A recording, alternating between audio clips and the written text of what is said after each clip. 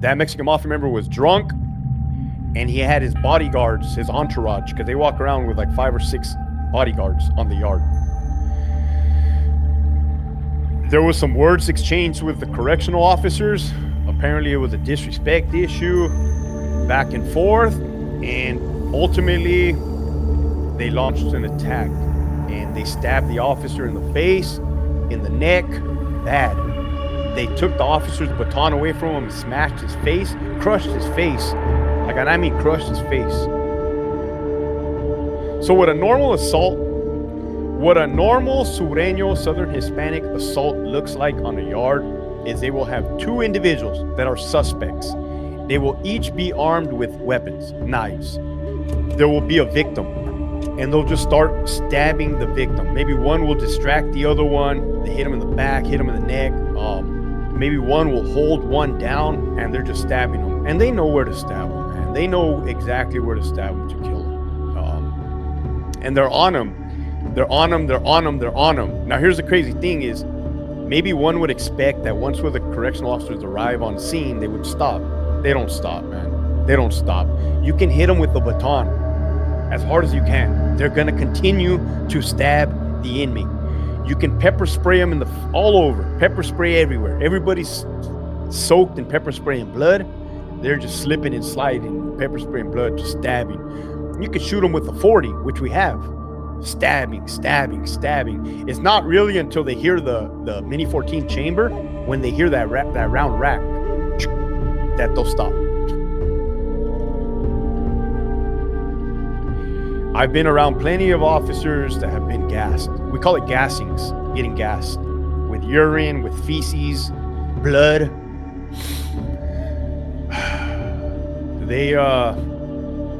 Those inmates are like problem children. Those inmates are like knuckleheads. They'll get a milk carton. We give them milk cartons in the morning for breakfast. Oh, man. And they'll defecate, they'll poop in the milk carton, they'll pee in the milk carton, they'll stir it up, man. And they'll stir it and they'll leave it for a couple days so it's nice and warm. And if you're not paying attention as a correctional officer and you make yourself an easy target, it is very easy for them to squeeze it and get it in your face, get it in your mouth, get it in your eyes.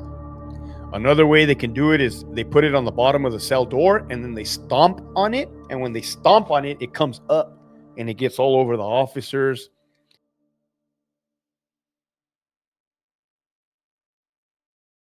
Hey, good evening, everybody. We have got Hector Bravo with us. And, you know, we've been doing this for a while now. And my favorite stories all come from the California prison system. Whether it's Michael Thompson, Casper, or, you know, even going back to Jamie Morgan Kane. The California prison system seems to be so extreme. The story is so brutal and violent that I've just been mesmerized listening to them. Now, we have not had an ex-officer from the California prison system on ever before. So this is the first time. So it's a huge thank you to Hector Bravo for coming on. And Hector's got his book out, book link, and all of his social links are in the description box below this video.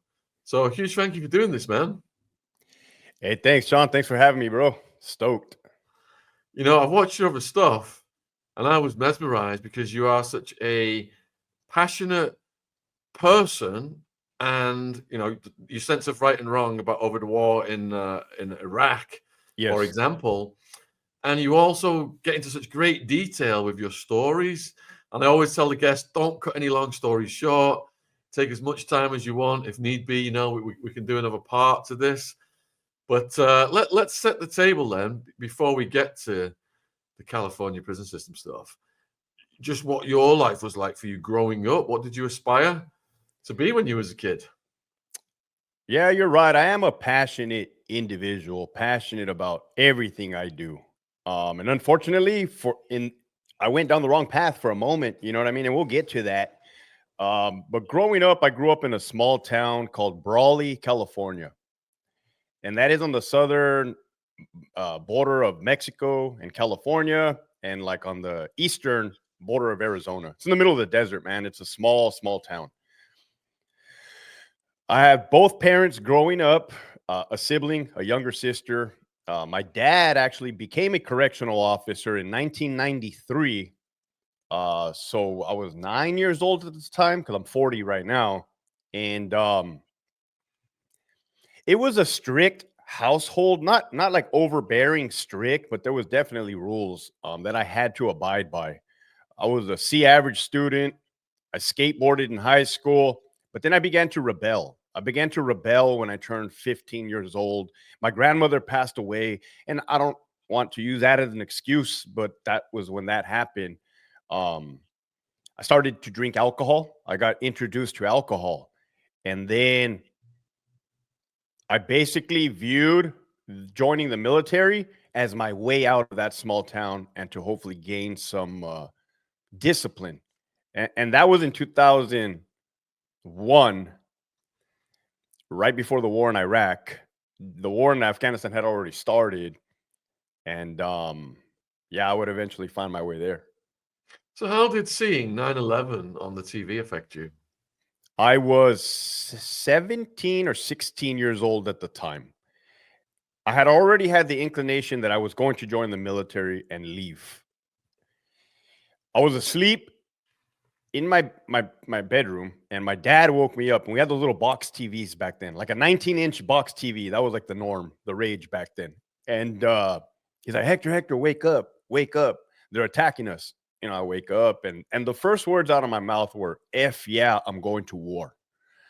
And I said that because I was immature, naive, looking for war at the time, looking for a way to prove myself. But I didn't understand the severity, the gravity of the whole, what would eventually become the global war on terrorism for 20 years. And we can go into the political. If you want, we can talk about, when we get to it, we can talk about how the mainstream media and the US government made it look like something when we got there, it was totally not that. Yeah, let's save that for when you get there then. So, this thing's happened and people want to protect the country. Correct. It's a patriotic thing to have that drive. So as a young person then, you do sign up to the military. What branch of the military is that? Army. And what training did they put you through? It was my MOS was Infantry 11 Bravo, so a grunt, the troops on the front line, as they say. And I went to basic training in July of 2002 in Fort Benning, Georgia. It has since been renamed to Fort Moore, but Fort Benning, Georgia, man, you basically learn how to kill, how to close with and destroy the enemy within a team, a platoon, a squad size element, and you become very effective. And did you feel that that was your calling at that point in time? I was too young to understand what a calling was. I felt like I was doing what I wanted to do at that time. And did you click up with everybody in training okay, or was there any issues? Well, in training, it's crazy because, like I said, I'm from a small town, man. So with a small town comes like a narrow mindset. So I got introduced to people from Kentucky, different like races that I hadn't really interacted or lived amongst. People from everywhere, man. Pennsylvania, Florida, Georgia, Texas. A lot of people from Texas. So while I was there, man, they have this thing called Joe Crud. Joe Crud is that you get real sick in basic training, man. I'm pretty sure it happens in the other boot camps. Pretty much, I guess people bring their sickness from like wherever they're at. Maybe the flu is different in Florida than it is in California. But anyways, when you get sick bad, man, because it's all put together. So you're saying that there was some periods of illness? Oh, yeah, man. That's a problem, too. Back then in 2002, America wasn't as soft as we are now. Things have changed, and it was extremely frowned upon to go seek medical aid. I mean, you just didn't do it. You didn't not say, hey, I need to go see the nurse or I need to go see the doctor. You didn't do it. So you had to just tough it out, and you toughed it out. It sucks. So what was the biggest challenges during training? Initially, the biggest challenge was when I first got to basic training, and the drill sergeants, some of them were already combat veterans from serving in the Gulf War in the 1990s. What they were, some people might call it brainwashing. What they were telling us was like, hey, you're a killer, you're going to kill, you're going to go over there, you're going to kill, you're going to kill, you're going to kill. Well, initially, that didn't sit well with me.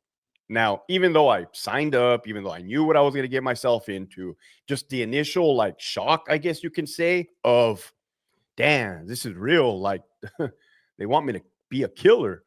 So I had to trick my mind into believing that it was cool. You know what I mean? Like the thought process I had was, I better accept this or else I'm going to have a real difficult time during this training. And that's what happened. And maybe that's part of the psyche change that happens. Wow, that's fascinating. So they're programming you to kill. Yes. And you're trying to mentally envision that, even though you're not actually doing it. You're trying to like rehearse it. Is that correct? Not that I was envisioning the actual act of killing, more so that I may have to do it. It is my job. It is required. And I was coming to terms with that as a 17-year-old kid, when the human brain does not stop developing till the age of 26. So I'm just cramming this new information into my brain at a young age. So was that intimidating to absorb?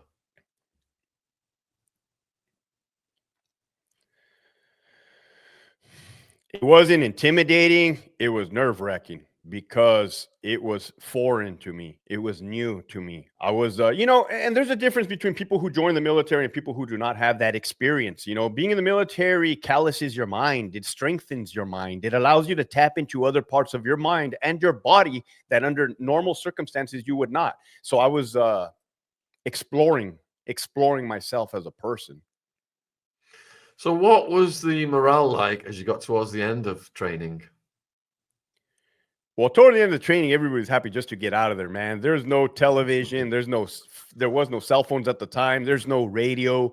Like I said, it was a different time frame, 2002. Basically, man, you're living in a barracks in a dorm, and you have no contact to the outside world. So that is your world. So everybody was happy to leave those confinements.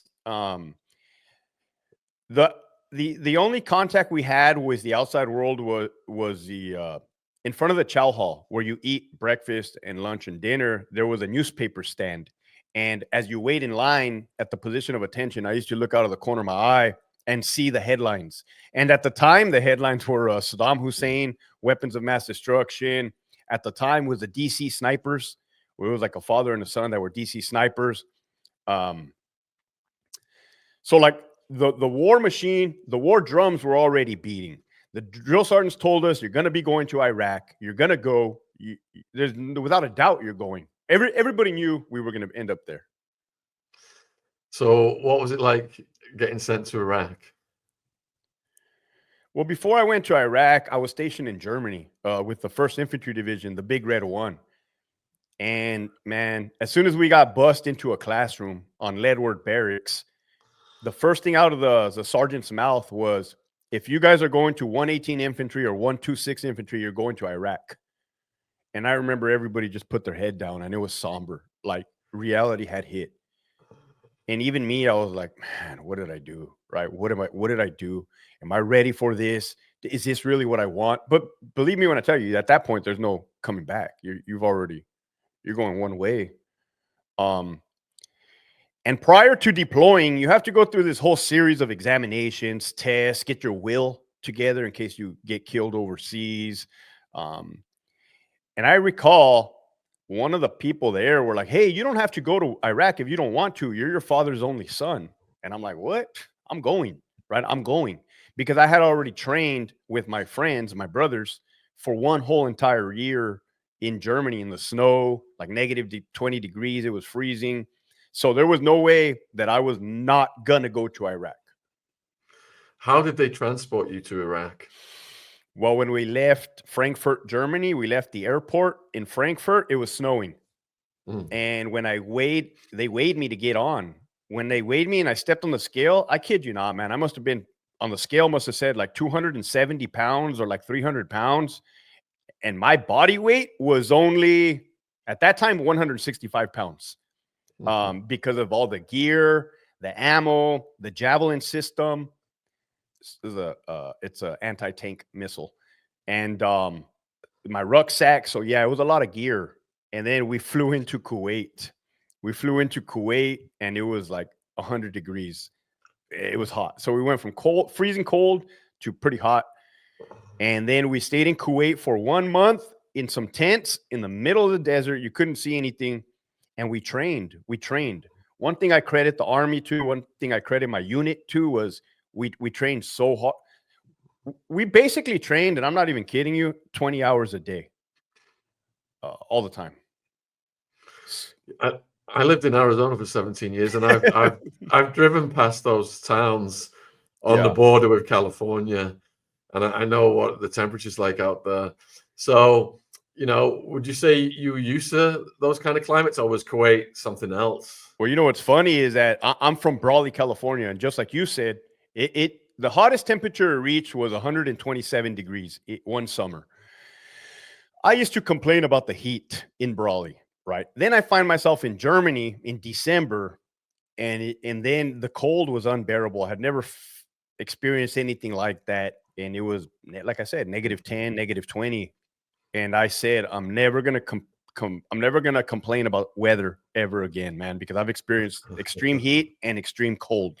Now, if you ask me personally, I'll choose the heat over the cold all day long, because you cannot. That cold is something else. So you're in Kuwait. Yeah. Are you apprehensive about going to the country where the hostilities are? I was okay until they pulled us into this classroom and showed us a video of these Russian troops in like Chechnya, and they drove a vehicle over a mine or a roadside bomb, and all the bodies flew everywhere. And they said, guess what? This is what you're going to be facing in Iraq. And I remember looking at that bomb explode. I hadn't seen anything like that prior to that. I guess my idea of war was you face the enemy head on, they face you head on, and you shoot it out, see whoever wins. That's not the way it went down. So when I seen the roadside bomb, I remember thinking, I even wrote it in a journal. It's like, I don't think there's no way to defend yourself against that. I don't think I might survive this. So it became scary at that point. And then how long were you in Kuwait, and what happened next? We were there for 1 month training, and then we loaded onto vehicles and we pushed past the border up north. It took us 3 days to get to our destination of Balad, Iraq. So Balad was 50 miles north of Baghdad, right in the center of the Sunni Triangle. So you have Tikrit up at the top, which is Saddam Hussein's hometown, Baghdad on the bottom, and Fallujah to the left. So we were right in the center of the Sunni Triangle for a 13-month deployment. So when was your first real sense of danger once you'd entered Iraq? Okay. On day one, the camp that I was on, it got incoming, meaning the enemy insurgents launched mortars or rockets onto the camp, and things were exploding, loud sounds and booms.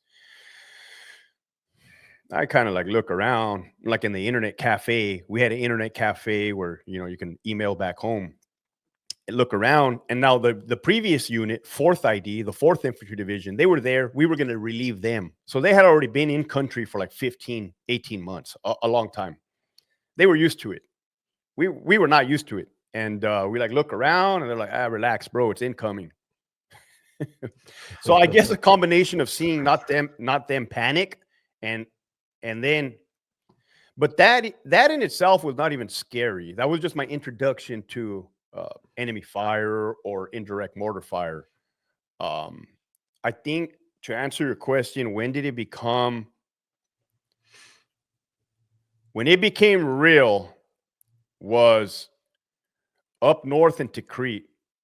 Know what that means? Ooh, I've been hearing that a lot lately. That's what I hear when we make another sale on Shopify, the all-in-one commerce platform to start, run, and grow your business. Shopify is the commerce platform revolutionizing millions of businesses worldwide. Whether you're selling Pokemon cards or hoodies, Shopify simplifies selling online and in person so you can successfully grow your business. Covering all your sales channels from a shopfront-ready POS system to its all-in-one e-commerce platform. Shopify even gets you selling across social media marketplaces like Facebook, Instagram, and TikTok.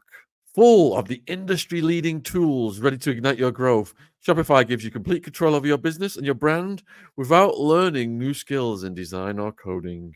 And thanks to award-winning help and with an extensive business course library, Shopify is ready to support your success every step of the way. What's lovely about Shopify is that no matter how big you want to grow, Shopify will be there to empower you with the confidence and control to take your business to the next level. It's time to get serious about selling and get Shopify today. This is Possibility, powered by Shopify. Sign up for a £1 per month trial period at shopify.co.uk/Sean, SHAUN, all lowercase. Go to shopify.co.uk/Sean to take your business to the next level today. Shopify.co.uk/Sean. Link in description box if you're watching this on YouTube. Thanks for supporting our sponsor. Back to the podcast. Cheers. A captain and a specialist, Ford, were killed in a roadside bomb, and they were from our unit, the 1st Infantry Division, but a different company. And when that made the news, and it's like, wow, like we can die. Our people are dying here now. It kind of became real. A couple of days passed, and then we lost the engineer platoon, lost a specialist due to another roadside bomb. Because you got to understand, in 2004 was the beginning of the Iraqi insurgency, meaning that they were now utilizing guerrilla warfare, ambushes, indirect fire, roadside bombs, car bombs. So there's a bunch of these hit and run tactics that were effective. When that guy died, it was like, oh man, like I can get killed here. And then it kind of just picked up. It just picked up where my friend would eventually get killed when we were out on a patrol. Wow. Before we get to that then, what was your day-to-day jobs? So basically, man, and again, I tell you, believe me when I tell you, man, we worked 24/7, 365. You were not ever off. There was always a threat of you getting killed. And our duties varied. We would often go out and patrol the sector. So it was an agricultural area. There was a lot of farmhouses. They had goats, date fields, orchards, grape orchards, date trees. And we would visit the homes, ensure that there was no bad guys, quote unquote, ensure that they only had one AK-47 per household, because that was the rule that we gave them. And then at nighttime, we would raid houses at 3 a.m. We'd kick in doors. We'd paint our face. We'd snatch people up, targets, military-aged males.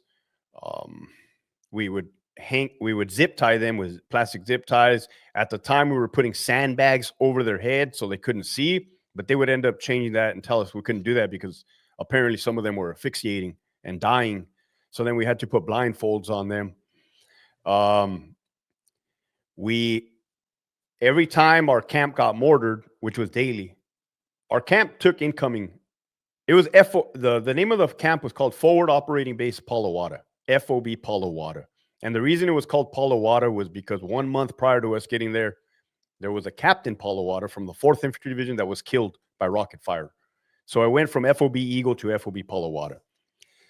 So one of our duties was we had a satellite on our camp that would track the trajectory of the mortars, and we would get the grid location. We would have to go and explore and see if we can catch the bad guys. But by then they would be long gone, because what they would do is they would drive a white truck, park on the side of the road, lob a couple of mortars, boom, boom, boom, like 3 or 4 or 5, and then get in the truck and drive away. So by the time we got there, they'd be gone. At the time, we were pulling guard duty on the detainees, the targets that we were bringing back from the raids. We had this little makeshift jail on the camp, and we had to observe them. And at the time, they told us, make sure that these guys do not fall asleep and do not feed them. So again, I don't know about the rules. I don't know about, the Geneva Convention as far as that, but that's what we were told to do. Me personally, I didn't care if they fell asleep. You know what I mean? I was kind of just chilling. And on our camp, we had towers that were on the outside of the perimeter. So when we were not on patrol, one of our duties was to pull guard in the tower. So you're up there with your rifle, making sure no enemy forces come in. What else did we do, man? The jobs were never ending. Oh, traffic control checkpoints. So we would go out into sector and set up checkpoints and stop vehicles to make sure that they didn't have nothing in their trunk, no weapons, no bombs. And sometimes you'd see them turn around, and we would go on a pursuit. How scary did it get doing these extractions? Like during the raids, like raiding houses? Yeah. Now, I love that part because when I was a kid, I always wanted to be a SWAT team officer. Like, I remember that. When I was a kid, I wanted to be a SWAT team officer. I didn't want to be a police officer, right? Because I had a dislike for cops at the time. But I wanted to be a SWAT team officer. And I wanted to kick in doors. Something about kicking in the door really infatuated me. And I was doing that. I was doing that. I was kicking in thousands and thousands and thousands of doors. And I enjoyed the adrenaline. Not only did I enjoy the adrenaline, I became addicted to the adrenaline because you just don't know what's going to happen. You don't know what's on the other side of that door. I mean, you have a guess. There's somebody on the other side that doesn't like you with a gun. One more thing about the raids. I really, really, really love the raids because, not because I'm a warmonger or a Jolly Green Giant, but because we got to be on the offense. And what I mean by that is when you're on the defense, driving around a road, waiting to get hit by a roadside bomb, you're at their mercy, right? There's nothing you can do about it. So I particularly liked waking up early and surprising them on the offense because I just figured survival rate is higher. So what was the scariest thing that happened on these raids? There was, people got killed, not on our side. On that, Iraqis would get killed.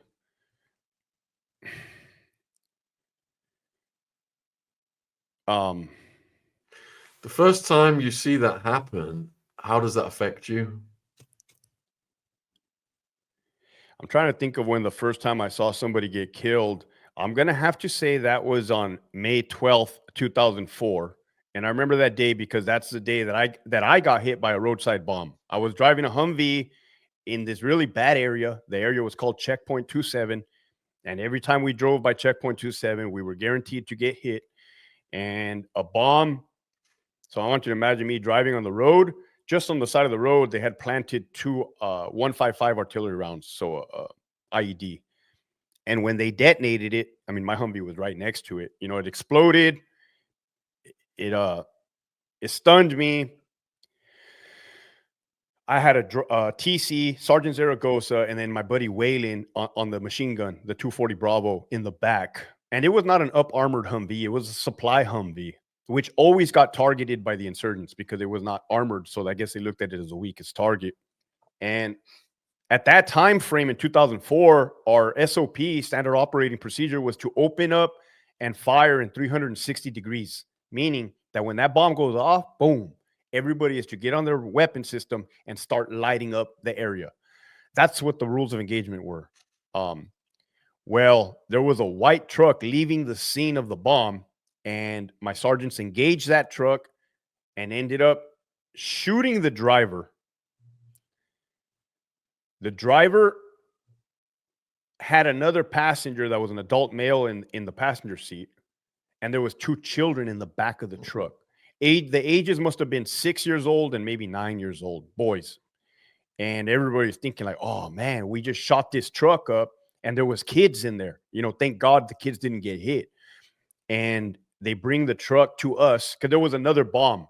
So the bomb that blew up hit me, but there was another one that did not blow up. So there was 2 bombs. We call that daisy chain. So once they come to us, this guy's bleeding out. So that was the first time that I seen somebody die, like die, as a result of a gunshot wound. And the sad part about that is he was losing consciousness and coming back, and he would say some words to his sons in Arabic, and then the kids were freaking out, man. And I was at the time 18 years old, or no, 19 years old. So it's like, I thought that was very messed up that we killed a guy in front of his kids. However, when we traced the copper wire, because they used to detonate the roadside bombs with copper wire, when we traced the wire, there was a pair of sandals at the end of the wire. The guy that we shot and killed was barefooted.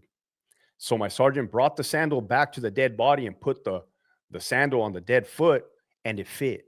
So then your wheels start spinning, like, why would this guy bring his children to blow me up? Like, and we killed him. That didn't sit well with me. And at that point in time, I lost faith in God, because I grew up Catholic. At the time, I had a decent relationship with God. Up until that point, I told myself there can't be a God. There's no way. Now we're good. Now we're good, but that was then. What a story, man. And then what was the next scariest situation?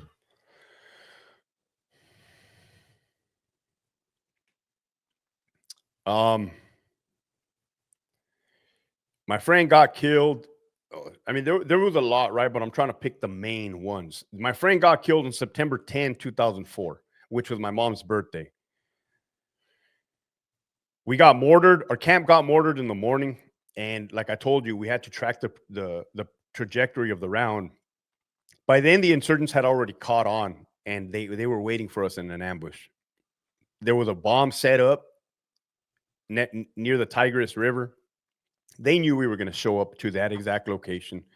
So as soon as my friend Edgar Daclon, he was our medic, as soon as he stepped out of the Humvee and stepped to the front of the Humvee, that insurgent detonated the bomb, and he flew across the road. That killed him instantly. My lieutenant was wounded. He took shrapnel to the bottom of his boot, and it mauled his bottom of his foot. My buddy O'Neill was in the gun in the 240, and he had his back to the bomb, and a piece of shrapnel pierced his helmet and messed him up pretty bad. So we had 1 KIA, 1 killed in action, 2 wounded in action. I show up immediately. I see my dead friend on the side of the road. And I talk about this often now that I'm able to, is that is the moment that I lost my innocence. When I seen my dead friend in the middle of an Iraqi road, I lost my innocence, because up until that point, I had always been taught good things happen to good people and bad things happen to bad people. But that was shattered immediately. So since the scene was still uncontrolled and there was cars coming down the street, I'm thinking, man, I don't want nobody to see his dead body on the road, and we don't know if there's still bad guys out in the field. So I started shooting at cars, not shooting at cars, but I shot a warning shot over the car, the first one, and it turned around and it left, right? I did a U-turn. Now, the second one was a white truck. That white truck kept coming. I fired some warning shots over the car, kept coming. I fired into the ground, into the street, and I was watching my rounds ricochet, kept coming. I saw that there was nobody in the passenger seat, but there was a driver. So I started shooting rounds into the passenger windshield in an attempt to get him to stop. He still kept coming. And then I remember thinking to myself, I'm going to have to kill this dude. I'm going to have to kill this dude. Now, I hesitated. I hesitated because a couple months prior, I did shoot somebody, and that person did die. And I did not like that feeling, right? Just because I was a grunt and just because I'm in war doesn't mean that I was accepting of every emotion or things that were happening. It was really affecting me. And by that time, the driver, he was already up on us. We broke the driver's side window we pulled him out. He was an 80-year-old man, 80 or 90-year-old man. He was just blind, deaf, and just shouldn't have been on the road. And honestly, we roughed him up because we were upset, and we threw him in the back. We threw him back in the truck, and he got in and he drove away. And then my buddy Weeks showed up because by that time the reinforcements had already come from the camp. My friend was only killed like 3 miles from our camp, and we traced the wire and to where the insurgent was when he blew it up. And yeah, from where that insurgent's vantage point is, he had a direct line of sight of the Humvee down a canal road, and he blew up my friend.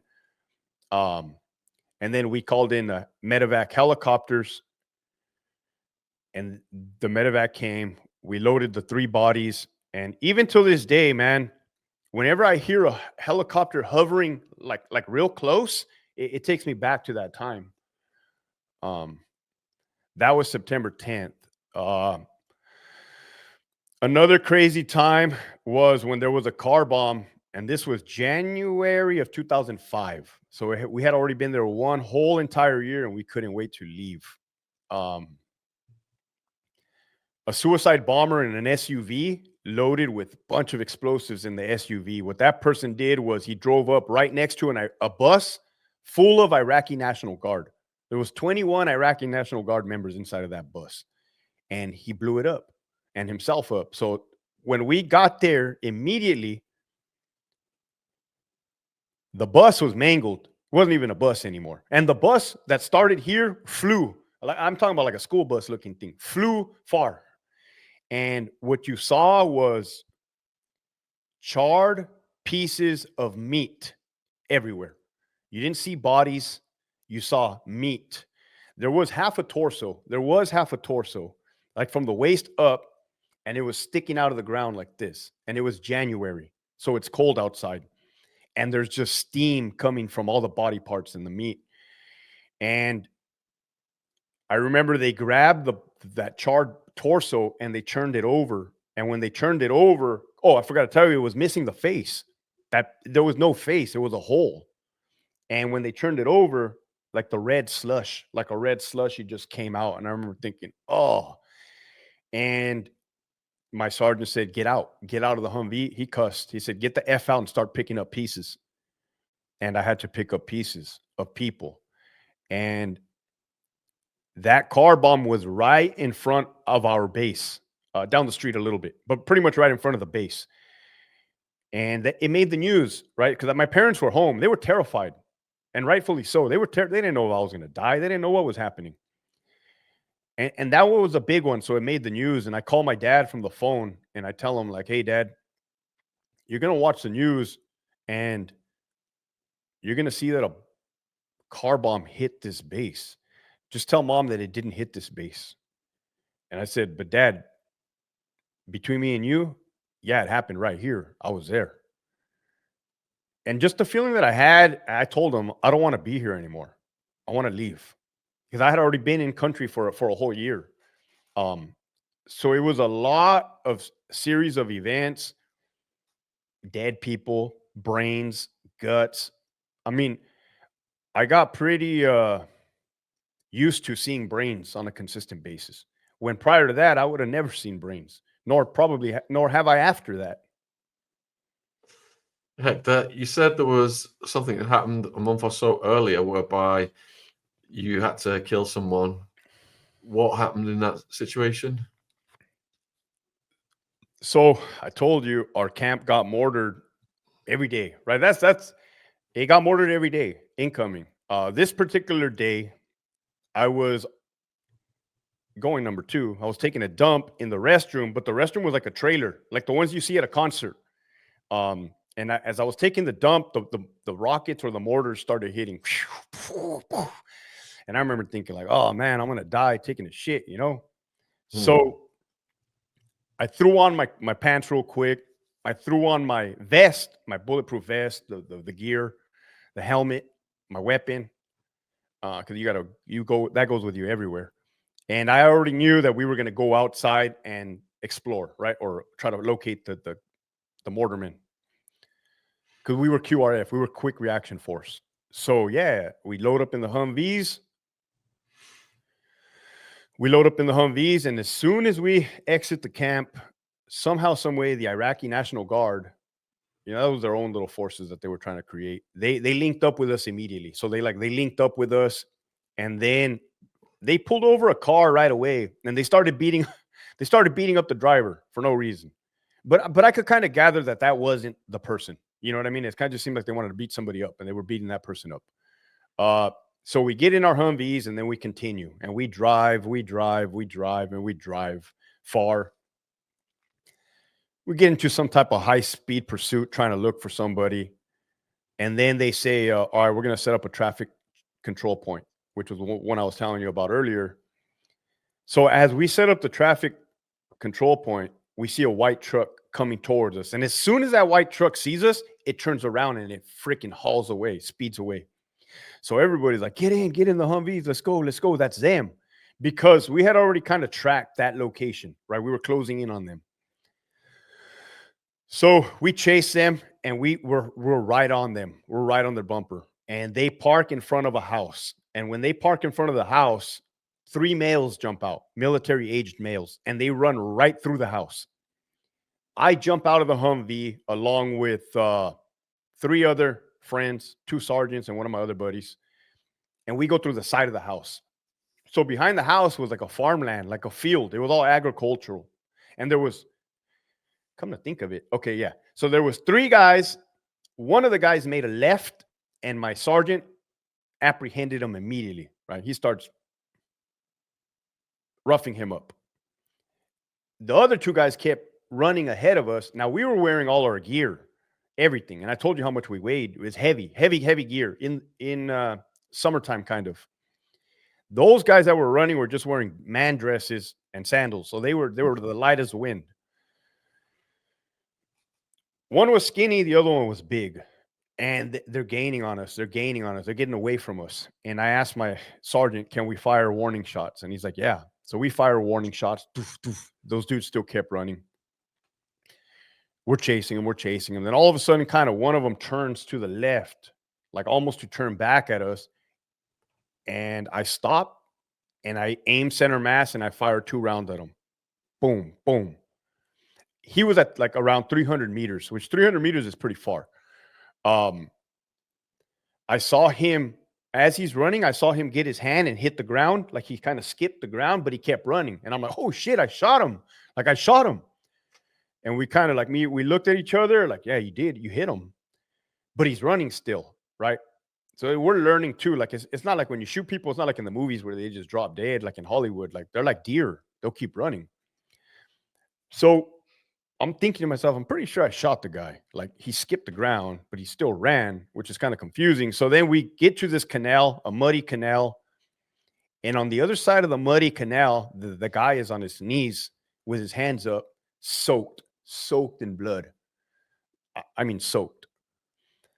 And I remember thinking to myself, oh, please let that be mud. Please let that be mud from the canal that he just crossed.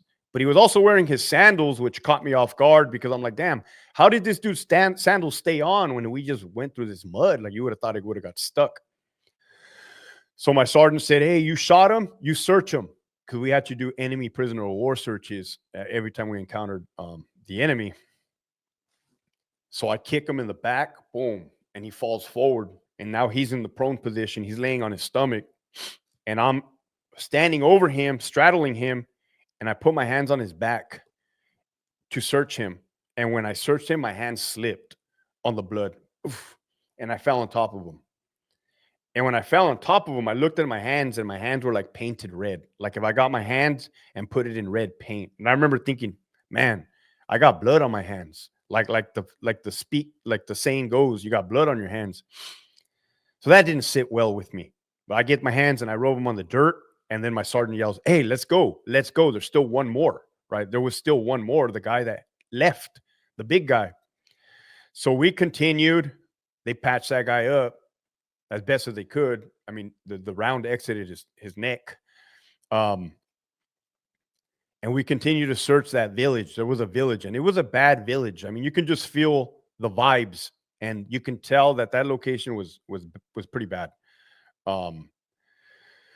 I remember I came into a house because we're clearing the village now. And I came into the house and there was an old lady in a wheelchair. And she just looked at me and I looked at her. But the look she gave me was kind of like, she was kind of like emotionless, right? And I just thought it was weird as I like progressed. We never found the other guy. And eventually we kept telling our sergeants, like, we got to get out of here. Like we've been here too long in this area. That's not our area. This is really bad. We got to get out of here.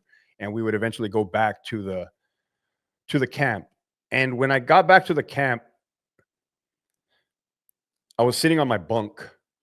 I was sitting on my cot, my army cot issued. And I'm having these thoughts. Am I going to go to hell? Am I going to go to hell for shooting and killing somebody? And then a chaplain came in. I mean, I don't know. Apparently, they call the chaplain when there's major events, and he sits across from me and he says, "I know what you're thinking." And in my head, I'm like, "You don't know what I'm thinking. You don't know what I'm thinking." And he's like, "30 years ago, I was in your boots in the Vietnam War," and I'm like, I look up, and he tells me like, "Hey, God allows you to kill people in war, right? It's murder. It's murder that's frowned upon." And that made me feel better for what it was worth, right? But it is, till this day, I wish none of that would have happened. How did you know that a guy had actually died? Because when he was supposed to get transported to, when we wound the enemy, it's our job to provide first aid, which we did. But my sergeant told me that he didn't make it to the camp, to the hospital. Does that change you as a person? I know it's war conditions, but the fact that you've took someone's life? The only thing that changes is that you always question yourself prior. Am I capable of doing this? And the thing that changes is now you know you're capable of doing this. And towards the end of it, I heard you previously say you'd realized, you guys were sent over there. You were told Saddam had weapons of mass destruction, but it became apparent that he didn't. You've got your life on the line over a lie. Correct. We were told two things: that Saddam Hussein had weapons of mass destruction and that the Iraqi people wanted to be liberated from Saddam Hussein. I found out instantly as soon as we crossed that berm from Kuwait into Iraq. You could tell on the civilians' looks on their faces that they didn't want us in their country. They didn't want us there. They were giving us the middle finger. They were going like this to us. Uh, you know, they were not helping us in any way. Well, I mean, I don't blame them. I really don't blame them. I see it for what it is. But it became apparent at the young age of 19 immediately that we're not here for that. We are now here to survive. And we're going to do what we have to do as a platoon to survive. So the politics didn't matter, to be honest with you. Does that sit well with me that I got bamboozled? I can't complain considering that's what I wanted, right? That's what I fell for. I fell for it, hook, line, and sinker. But don't you think there's a lot of blood on the hands of George Bush, Cheney, those guys? Yeah, absolutely, 100%. It was, the war is a racket. You could now, looking back in hindsight, all the contracting companies, KBR, Halliburton, all of these contracting companies that put money into that war and just fed the machine, and all the blood, all the bodies, all the people that were sacrificed, to include my brothers in arms, because I've lost a total of 8 in combat, killed in action. And this is what I tell people when they say, "Hey, don't you feel bad that your friends died as a result of a political war?" I say, no, I don't, because we would have gave each other's life if we were fighting over a stick of bubble gum. It wasn't about that at that point. You know what I mean? So I think now the American people have a clear understanding of how the government works and how the government will mislead you, lie to you, in order to make a penny. Yeah, well said, man. And it's more powerful coming from you because you were actually there and witnessed it, experienced it. All right, so what was your plans for when you came back? The plan was to become a correctional officer. However, two things happened. One, there was a hiring freeze with the California Department of Corrections and Rehabilitation. They were not hiring anybody. And second, I came back with severe post-traumatic stress disorder, undiagnosed, and my alcoholism was at an all-time high that it had ever been. As soon as I got to Germany, I was drinking a fifth of vodka a night. A fifth of vodka.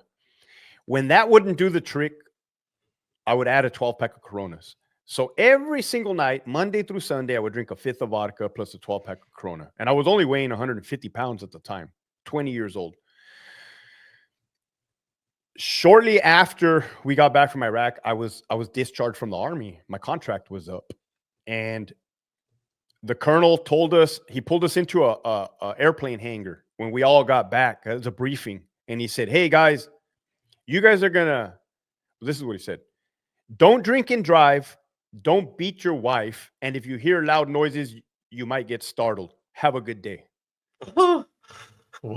So that goes to show you where the mindset was of mental health treatment or post-traumatic stress disorder or caring for the troops' well-being at that time in 2005. It is not what it is now. Lack of resources, right? The internet wasn't as prevalent as it is now. Social media there was no social media at that time, MySpace. But when I came back home to Brawley, California, at the age of 20 as a combat veteran, oh, dude, I started doing drugs. I started doing cocaine, drinking alcohol, because I was self-medicating. And I didn't know it then. And because I wanted to numb the pain and not feel anything. And I was trying to chase the adrenaline of combat. I was trying to reconstruct that feeling of kicking in a door and coming into a room and grabbing people, snatching them up. And let me tell you right now, for anybody watching or anybody that may have similar experiences, you can never recreate that adrenaline. No matter how many women you sleep with, how much drugs you do, how much alcohol you consume, you will never, ever be able to recreate that. I tried. I tried. And ultimately, I lost my mind in the process. How'd you pull yourself out of that? I got hired on to the California Department of Corrections in 2006. So I did eventually get hired on. I quit drugs instantly because I knew that I couldn't be a law enforcement officer and consume drugs, which I shouldn't have been doing in the first place. But like I said, man, I was suffering, and it's not an excuse. I have to accept accountability. So the problem there was I was still a correctional officer for 3 years, and I was still drinking alcohol. I was consuming alcohol. Let's pause a minute and go back to the training then for corrections. What was that like? The training for corrections was a 16-week academy in Stockton, California. It's kind of tripped out because at the time, it was an old females prison that was emptied out. So us as cadets, we actually had to sleep in the prison cells, which was interesting. I didn't mind because I just came back from the Army, so I was used to sleeping in the mud, on the floor, in the concrete. So if I could have my own private cell, that's like the Hilton for me. And at that time frame, in 2006, the CDCR was training officers on what it needed to be trained on: safety and security of the institution, the dangers of working amongst inmates, tactical training, how to quell violence. So the training for 16 weeks, it was kind of cool. I kind of like going to college. I mean, I was just kind of like skimming through it, and it was rewarding. You know, I was proud when I graduated and my dad pinned my badge on me. Like I said, he was a correctional officer, so the family was happy. I was happy. And what about the other trainees? Did you all get along? Yeah, because again, just like the military, you're getting people now from all over California, from different parts of California, Northern California, Central California, and Southern. So like I'm meeting people, we're having a good time. We're going out to the bar after class. We're studying together. So it's kind of like going to college to some degree. And my personality is like I can pretty much get along with anybody. Like we're all just trying to make the best of that situation. So what was it like going into a real prison for the first time, and how did that affect your adrenaline? The first prison I went to was Centinela State Prison. I touched down in 2007. There's levels to the prison system. So in California, it's separated level 1, level 2, level 3, and level 4. Level 1 are your like trustees, like your minimum inmates, and level 4 is your max security, so-called worst of the worst. It's based by a point system. So I started on a level 3 yard, level 3 general population, which level 3 is one step down from level 4. It's not quite like a level 4 program, but it does have its, at the time, it had its own riots, numerous riots, race riots. So like in California, the inmates separate themselves by races. So if you're a white person, you're going to hang out with all the white inmates. If you're black, you're going to hang out with all the blacks. If you're Mexican, you're going to hang out with the Mexicans, the Southern Mexicans. If you're Asian, Pacific Islander, you're going to hang out with the others. And those are the groups. Well, at that time frame, those groups would fight each other often. And their own rules are that if one person gets involved, everybody has to get involved. So I want you to imagine 100 people fighting another 100 people with weapons, with homemade knives. and the COs, the correctional officers, we have pepper spray, grenades. We have 40 millimeter. So that's a 40 millimeter. I don't know if you can see it, but that'll hit. We shoot that at them, and it hits them. This part hits them. We shoot them with 40 millimeter, and then we sometimes the Mini 14, the lethal weapon 223. So I always used to say, I don't know where my PTSD from the military stopped and PTSD from the Department of Corrections started, but after being out for 2 years and looking back, it all blended together. It has been one big giant experience of traumatic events over and over and over again. Can you describe stepping onto that yard for the first time, what the atmosphere is like? The hairs on the back of your neck stand up. And I'm not exaggerating, because there's a time when if the inmates are upset at the inmates, you'll feel it. You'll feel it in the air. If there was an incident that transpired, if they got orders to assault correctional officers from Mexican mafia members, Aryan Brotherhood members, you can feel the tension. So you want to know what it feels like to walk on? It's like your heart kind of sinks, your heart kind of drops, the hairs on your arms stand up, and your senses become aware. You have to observe everything and everyone, because everything can be a potential threat. You're looking at the inmates' hands, because that's where they possess the weapons, right? They can kill you. You make sure that the inmates don't have their hands in their pockets, because again, they can easily just pull something out and stab you. Well, now we do have stab-resistant vests, but it only covers pretty much your heart. It doesn't cover your neck, under your armpits. And the inmates, trust me when I tell you, they know exactly where to stab you if they want to kill you or if they want to hit you. So teamwork is huge, right? It's camaraderie has to be, because ultimately you're outnumbered. You're definitely outnumbered at that time too. I want you to imagine 5,000 inmates versus 100 COs, 200 COs at any given time. You're outnumbered 1 to 20 easily.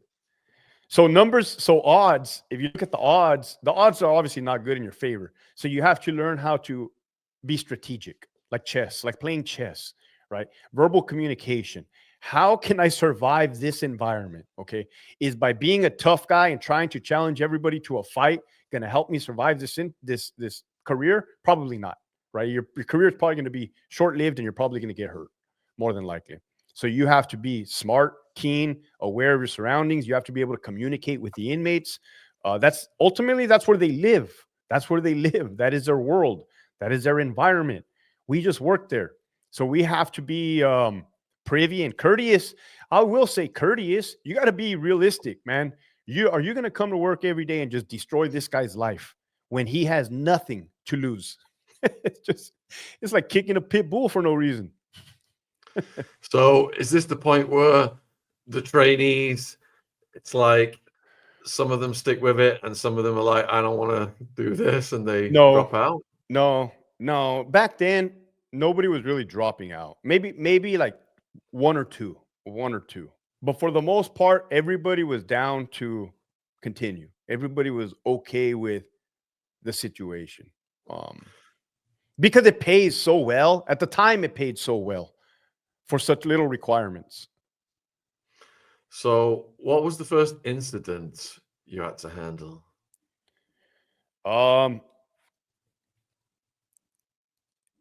The incidents varied. They varied from one-on-one fist fights where I had to use pepper spray to stop them. One in particular that stands out was on Charlie Yard, Centinela State Prison, which was a level 4 GP yard, and it was downtime.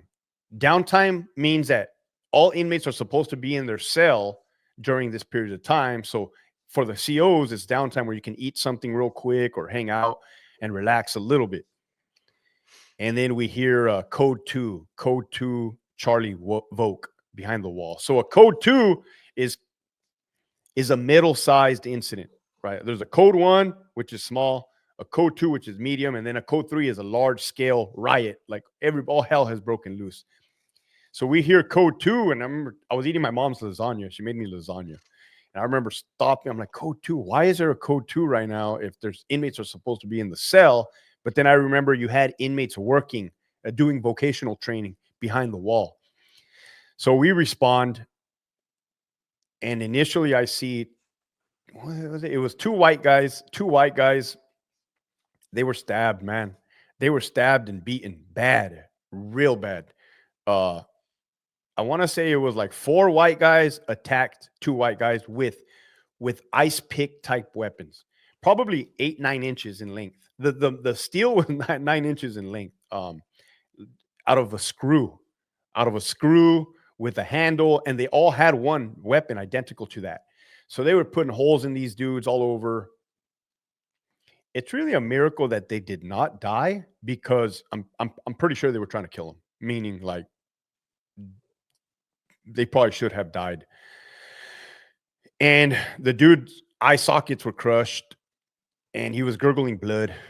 And me being a naive, brand new correctional officer, I asked the guy, what's your name? And he started gurgling blood. And I'm like, oh man, that was a dumb question to ask him, So I just reached in his pocket and I grabbed his state issued ID identification card, because it's mandatory that they carry their ID card for that particular reason. And then we ended up getting him out of there for medical treatment. How did they source the materials to make weapons like that? They're genius, man. They're intuitive. Okay, a pair of nail clippers or a needle. Let's say a sewing needle is made out of titanium or a stronger metal than what is their shelving unit is made out of, because their shelving unit is made out of metal. But if it's a weaker metal, then what they'll do is they'll get either the nail clippers or the sewing needle, and they'll trace over and over and over. You got to realize they got nothing but time. They're not going nowhere. And they'll continue to trace a pattern over and over and over until they pop it out. And when they pop it out, now they have a chunk of metal. So the floor is concrete. So they at night or whenever they decide to sharpen it, they sharpen it and they pretty much make knives, like good knives, good weapons. And then they put a handle on it so they can hold it with their hand. And they put the bed sheets. They'll rip the bed sheets to make thread, and they'll thread it. Sometimes they'll make a lanyard, a loop, so they can put their wrist through the loop and the weapon doesn't fall. Which brings me to another story about the time an inmate stabbed one of my correctional officers, and I responded to that scene as well. Yeah, can you give us that in detail, please? So after I did my time as a correctional officer at Centinela, I eventually took a promotion to a prison closer to my house in San Diego, Donovan. So I became a sergeant. And within the first month of being at this new prison, in this new position, an alarm rang out in the housing unit, the buildings where the inmates live and the officers work. And it was a Sunday. It was February of 2015. And it was 8 p.m. at night. Because I remember the shift was almost about to be over. Our shifts are over at 10 p.m. And when the alarm sounded, there's a red light. I took off running, right? I took off running immediately. And as soon as I come in the building, I see an inmate in the prone position. And there's blood. There's blood everywhere. There's blood all over the floor, right? And I have my baton out. Because at Centinela, we were trained to pull your baton out when you respond, just in case they attack you on your way, you can, hit them. So I'm trying to think, like, why is this inmate laying down where the officer's area is, right? I'm having, in seconds, I'm processing everything. And then the officer yells, "He stabbed me, Sarge. He has a weapon." So I look at his hand, and yeah, the inmate was laying down, and I saw the knife sticking out of his hand. I could see it protruding. So I got my baton and I came down on his forearm. Boom. And I broke his forearm. But the guy had been high on meth for 5 days. So he kind of really wasn't feeling pain. So when I hit him in the forearm, he brought his arm back. And then that same correctional officer yelled, "He has it tied to his hand." So I was like, no way. Because I had been involved in numerous riots, numerous staff assaults, murders, attempted murders. But up until that point, I had never been involved in an attempted murder on a peace officer, an inmate tying a knife to his hand and then stabbing the CO. So I'm processing everything. And when he said he has it tied to his hand, I looked at his hand. Sure enough, the guy took the bed sheets and interwove the knife. So if the guy were to go like this, the knife would still just be hanging right there. Like it wouldn't go nowhere. Like a boxer's wrap. And oh man, for the next few minutes, myself and the officers proceeded to, quite frankly, we stomped the guy. We were stomping on him with our foot because there was a lot of us and we needed to stop it immediately. So we were stomping on him, kicking on him, and it finally dawned on us to get the scissors and to cut off what he had on there. Because I'm processing a lot. And then we cut it off. The dude's all bloody. He got hit on the head with a baton, the inmate. The officer was stabbed in the bicep, in the chest, out of somewhere else. And man, my adrenaline on that one, I felt that adrenaline peak because I had not experienced anything like that thus far since Iraq, right? Something so actual, like real. And you want to know the crazy thing about that whole thing was that inmate sued me. He filed a lawsuit on me saying that I beat him up for no reason. That's how it is in California. So had there been any attempts on your life up until this point or major assaults? No. And I'm very grateful, man. And it's not because I'm special. It's not because I'm exempt. It's because, I got lucky. Has there been close calls? Yeah, there's been close calls, right? But again, it's how you navigate, like de-escalating situations if possible. If possible. If it's not possible, then only one thing's going to happen. You're going to fight. But verbal de-escalation, being able to calm an angry person down with your words and your tone. Hey, man, like, hey, dude, relax, chill out. It's like a skill, and a lot of that. And ultimately, that's the safest and best way to go. Nobody's really trying to fight inmates all day long. You're going to get hurt. You said earlier that there have been previous attempts on other people's lives. Do you have stories there? Oh, yeah. Let me see. At Centinela State Prison, there was an officer that got stabbed in the neck by this big, giant white inmate. That was an ordered hit. That was for sure an ordered hit because the officer, he was good at his job and he was very strict, and apparently they didn't like that, so they stabbed him in the neck. There was the one I just told you about where I responded to the CO getting stabbed. Then there was a major one in August of 2020, which is one of the reasons that led me to resign from the department, which led me to quit because I couldn't stomach what was transpiring. So in August of 2020, Bravo Yard, Richard J. Donovan Correctional Facility, RJD, in San Diego, there was a Mexican mafia member on that yard by the alias of Yoda, aka Yoda, like from Star Wars. Well, we had a captain on that yard who was incompetent. He was overfamiliar. He was a very incompetent captain. And he made best friends with that inmate. So something like we had never seen before, something like that was weird. He became overfamiliar with them, which created a hostile environment for the correctional officers. Because in essence, the captain took away all the power from the COs and gave all the power to the Mexican mafia member. So in August of 2020, that Mexican mafia member was drunk and he had his bodyguards, his entourage, because they walk around with like 5 or 6 bodyguards on the yard. There was some words exchanged with the correctional officers. Apparently it was a disrespect issue, back and forth. And ultimately, they launched an attack and they stabbed the officer in the face, in the neck, bad. They took the officer's baton away from him and smashed his face, crushed his face. Like, and I mean crushed his face. They took the officer's pepper spray away from him, pepper sprayed all the officers. So basically, it was another attempted murder on the CO. And I ended up having to go to the hospital and visiting that guy, the victim, the CO, like 6 times. And he did not look good, man. It was a miracle that guy survived that vicious attack, because it was, again, I've seen people die. I've seen people die in numerous ways, and that guy was pretty close. Did you see anyone die in prison? I've seen a lot of inmates die in prison, not correctional officers. Oh, I take that back. You know, and I don't mean to laugh. It's just these nervous responses, man. It's like a nervous tick. One time a CO had a heart attack at work and he died. Everybody thought he was having a seizure, but I was there for that.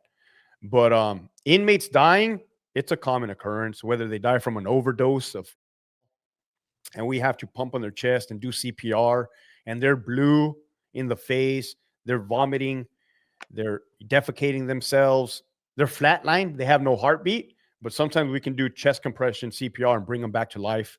We use Narcan, the AED defibrillator, where we shock them back. So I've seen inmates commit. I haven't seen them actually commit the dead body afterwards, where they hang themselves. Murders, attempted murders, and then a lot of cirrhosis of the liver due to hepatitis C, due to a lot of drug and alcohol abuse. So with the politics that you referred to earlier, then you got like the ABs and all these other racial gangs. Would they at war with each other, or is there harmony so they can run their businesses? Now or then? Then They were, I wouldn't say at war, but if they had to go to war, that would be easy for them to do. That would be common. But mostly their end game is to make money through illicit ways, through drugs, through whatever illicit ways. So, but violence at that time, violence was the answer for them. For them, they had no problem committing acts of violence against anybody that stood in their way. Sometimes you would have groups align. So maybe and I use the word align, but you know what I mean. They would scratch my back, I'll scratch your back. Let's say the Mexican Mafia and the Aryan Brotherhood, they would align. They would do favors for each other to benefit each other. The blacks and maybe the Nuestra Familia, the northern Hispanics, they've always had a close relationship. In today's day and age, all those dynamics have changed. But back then, yeah, it was different because you had the foot soldiers on the line, the gang members, executing the orders of the prison leaders that at the time were in isolation. The security housing unit, the SHU in Pelican Bay and Corcoran. But they closed down the SHU in 2013, 2014. Were they all equally violent, the gangs, or would you say that some had a reputation for being the worst? Right off the top of my head, the whites, the Aryan Brotherhood, and I've been pretty consistent about saying this, and I've gotten a lot of feedback. The whites and the Aryan Brotherhood, when they make weapons, they make the best weapons. They make the best knives. I mean, they're immaculate. They're immaculate. They're steel. They're thick. They're gonna kill you like swords, like little mini swords. And when they want you dead, you are going to end up dead. Okay. Now the Mexican mafia and the sureños, they're not to be taken lightly, right? Just because I said that the whites make the best weapons doesn't mean that the Mexicans do not make as good weapons. I'm just saying I never seen a bad white weapon. They were all good. The thing with the Mexicans is they have so many numbers. So they have thousands and thousands and thousands of foot soldiers. So it's a strength in number. They have a pretty strict, if you want to think about it, strict regiment within their own. They have their own standards, rules, procedures that they operate in. And that's structure. I guess the word I'm looking for is structure. They have structure. The whites have structure. The blacks have structure. No, I'll take that back. The whites have structure. The Mexicans have structure.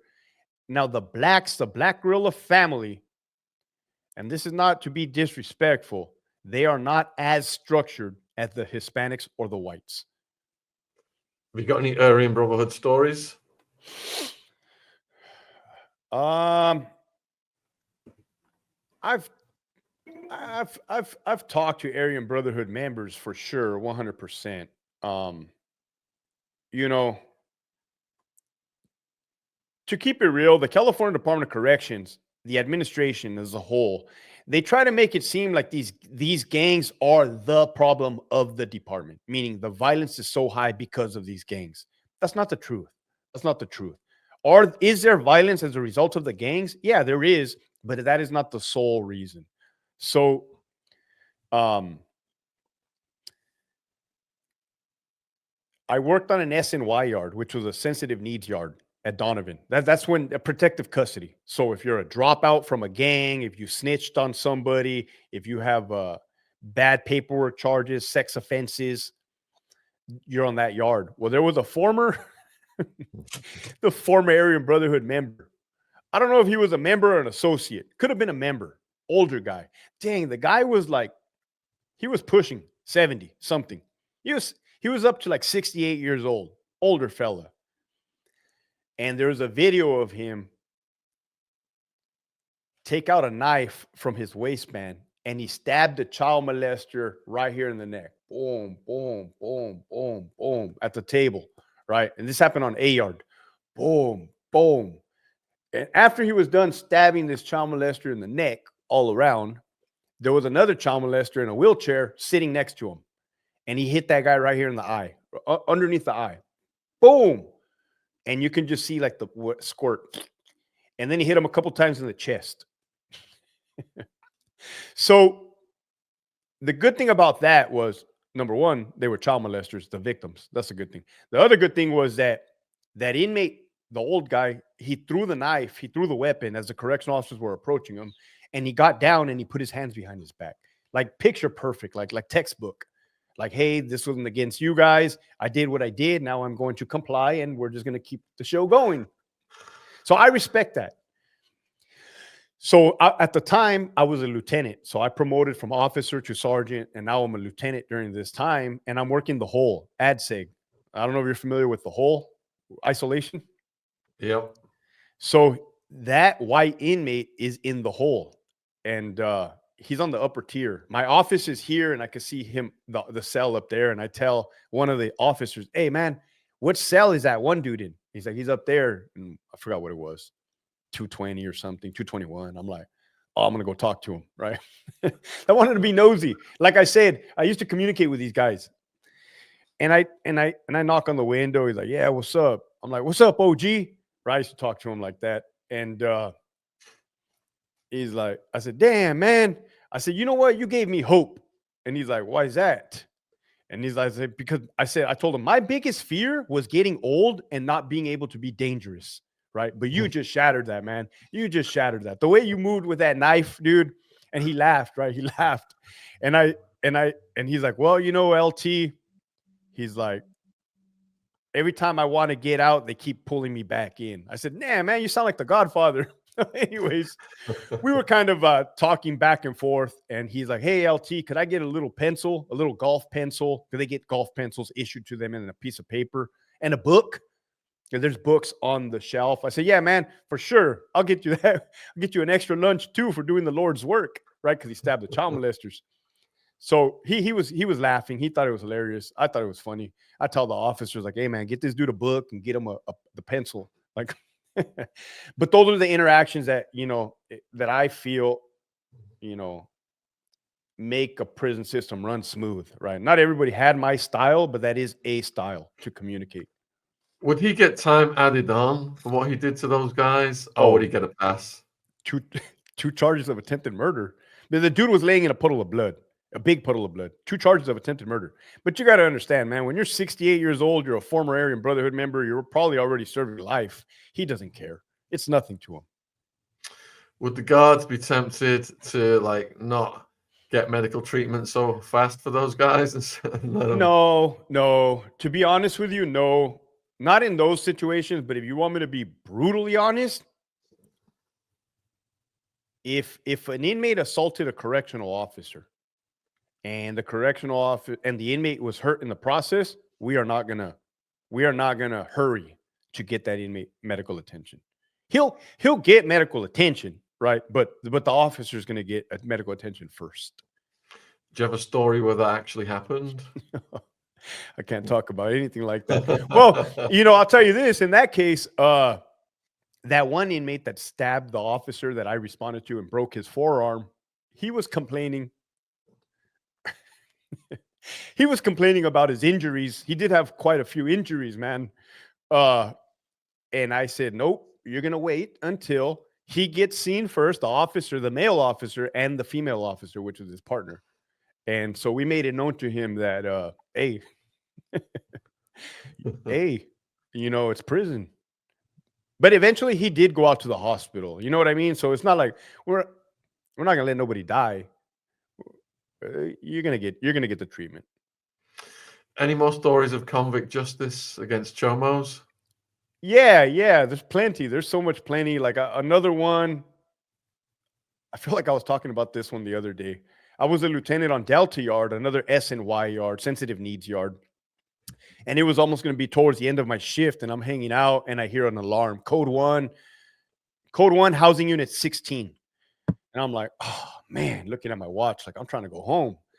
And it was a young Mexican inmate who had just crossed over from general population to SNY yard. So he was new to that environment. And what he ended up doing is he ended up beating up an old man in the day room. He just started punching him and assaulting him and battering him. And I asked the guy, like, "Hey, dude, why did you do that?" Right? Because I was upset that I was going to have to stay late and do paperwork. And he's like, "Because he was a child molester." I said, "Oh, okay." somebody, somebody get this guy an extra lunch, man. You see, people often ask questions like, "Hey, did you guys ever set up child molesters and this and that?" It's like, no, we didn't necessarily set them up, but I mean, I wasn't going to lose any sleep over it. But there's so much prison. That's the thing about prison is that like people probably think that because inmates are incarcerated that they don't have a set of values. Now their values may be twisted, their values may be warped, but they do still have their set of beliefs and values. And one of them is absolutely no child molesters, absolutely no rapists, and they will kill you. They will easily. Who was the most dangerous person you ever encountered inside?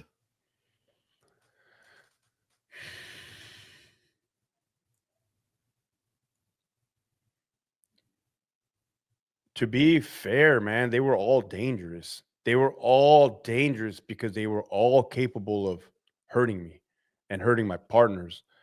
Um, it all matters if you catch them on a bad day, if they feel like they got nothing to lose, if they're under the influence of something, if they want to retaliate, if they're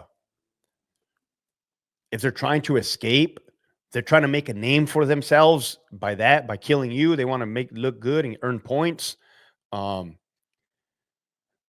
I have come across some individuals that give me the creeps, like that are eerie.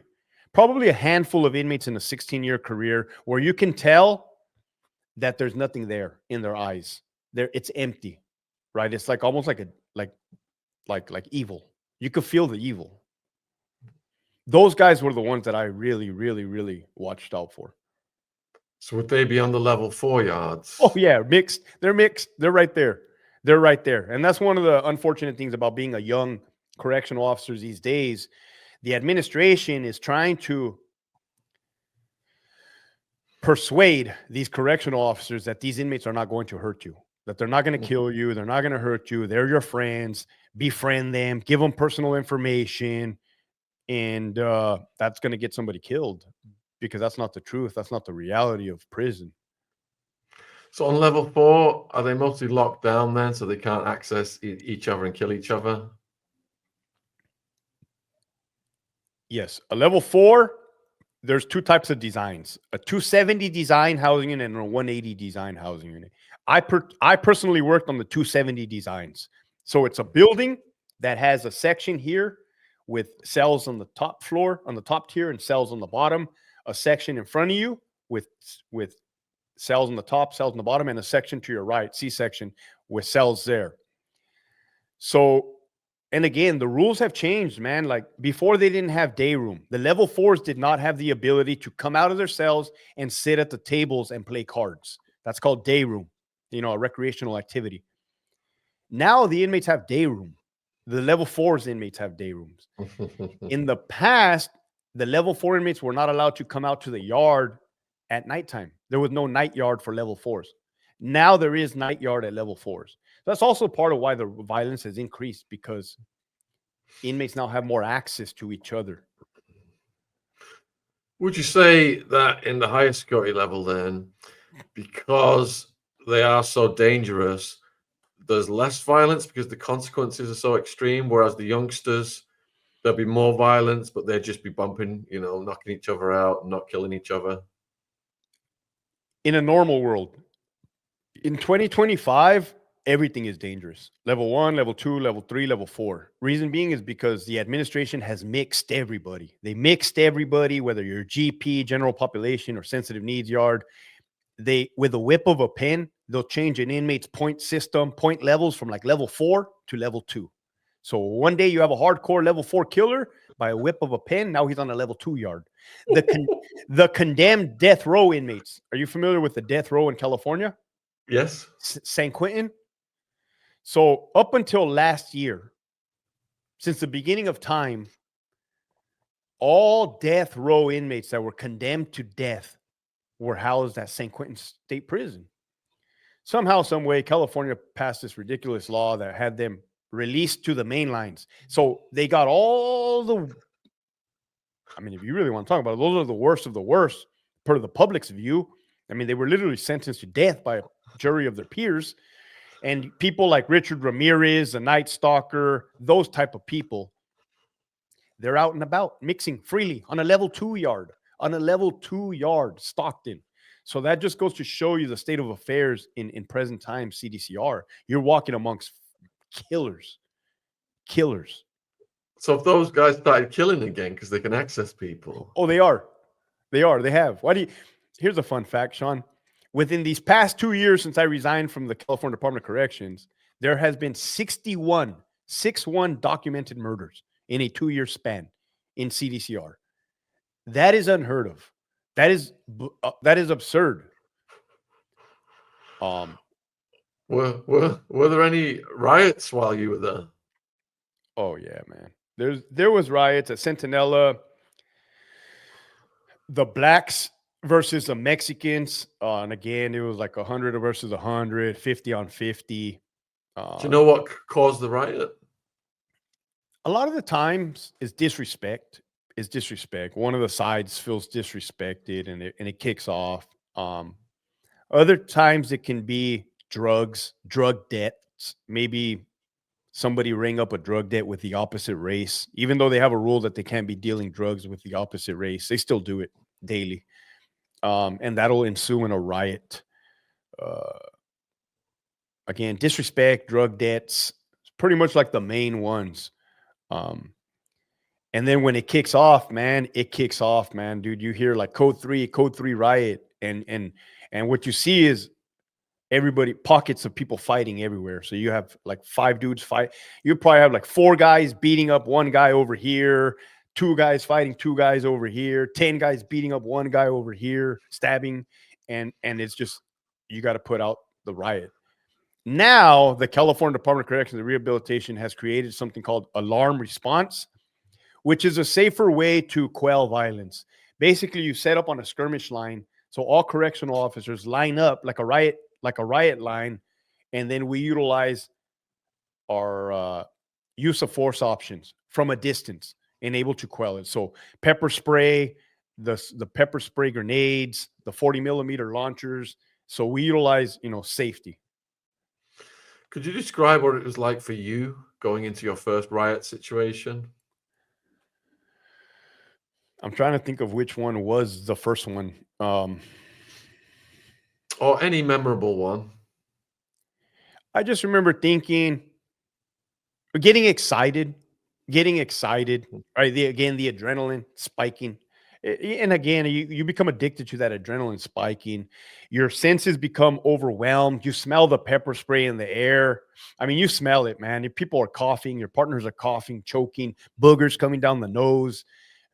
Inmates are getting stabbed, beat up. It's just, they're getting shot by the block gun. And I've had to shoot many inmates from up there, from the gun post.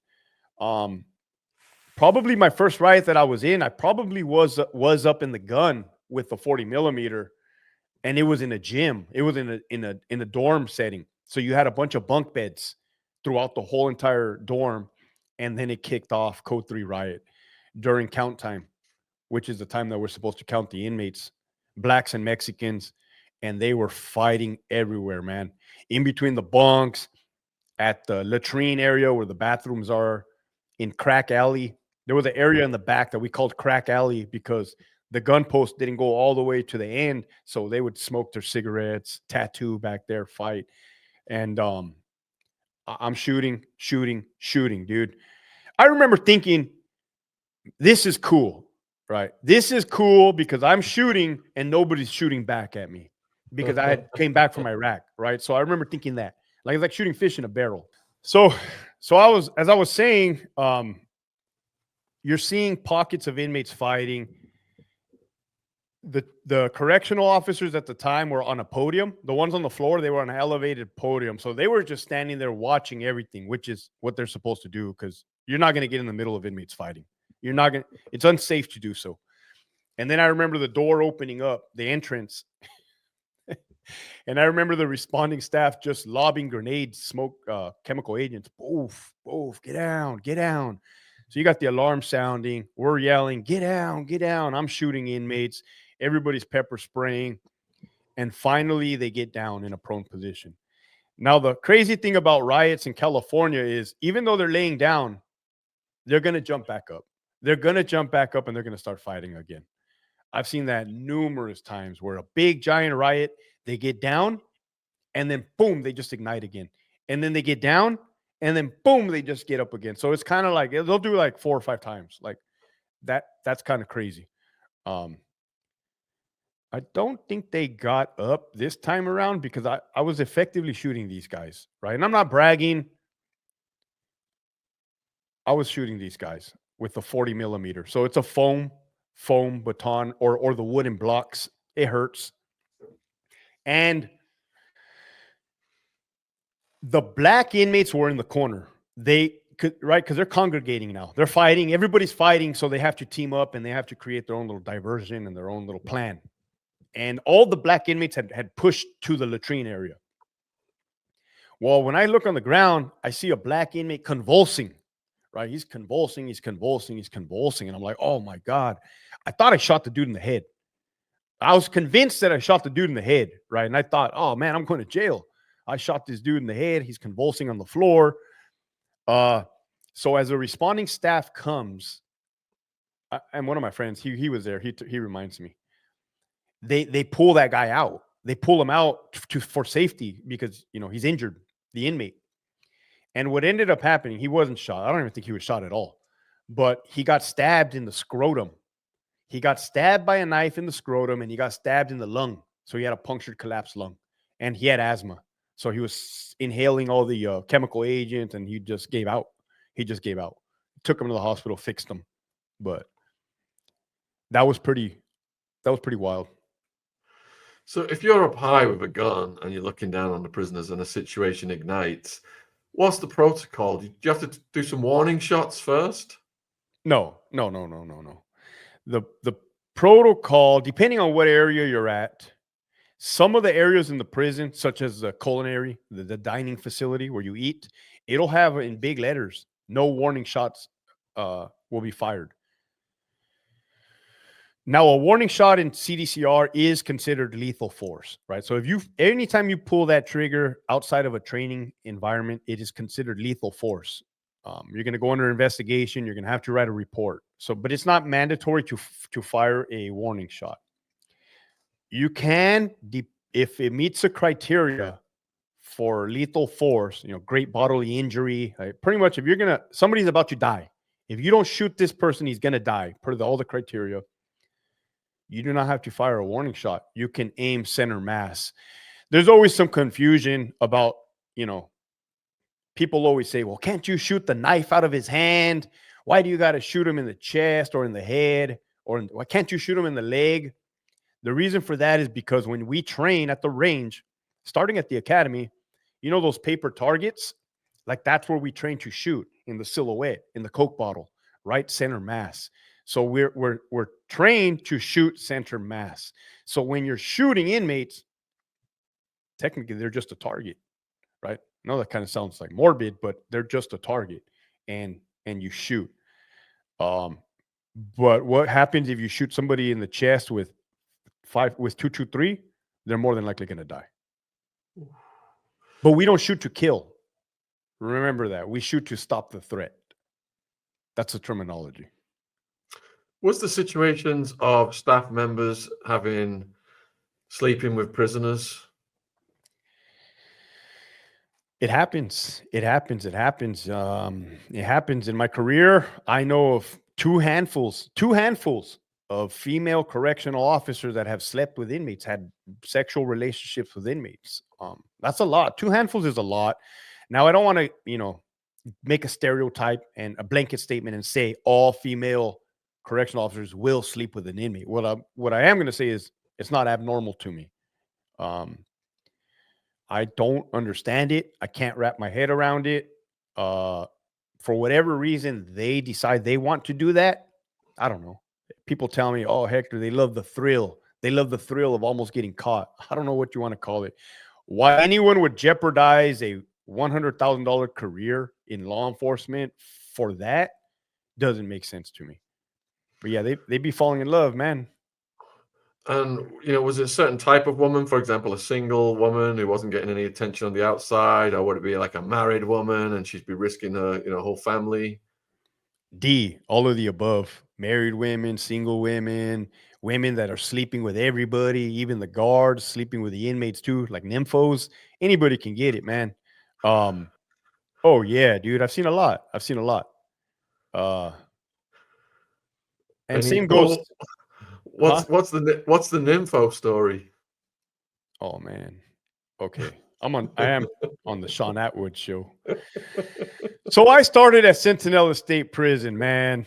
And there was a attractive female. She was attractive. She would be a number 9 or 9 on the streets, like on the scale of hotness. And she was married to somebody in the department, another employee. And I was started to talk to her myself. And she was my partner in one of the buildings. And I knew that other staff members were sleeping with her. I knew that. I didn't care because she wasn't my wife. But it wasn't until I started seeing her become over familiar with inmates that really spiked my the warning signals. Like, holy shit, why? Like, whoa, this is not good, right? Timeout.